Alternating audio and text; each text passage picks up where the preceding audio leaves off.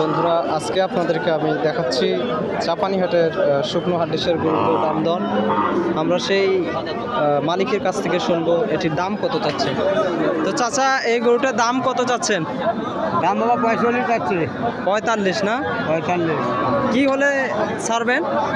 42, দাম কীরকম বলে? 38।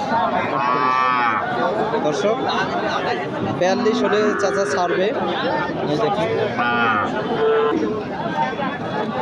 বন্ধুরা, আর একটা গরু দেখতে পাচ্ছেন, শুকনো হাড্ডিসের গরু। এটির দাম আমরা সেই মালিকের কাছ থেকে শুনবো কত চাচ্ছে।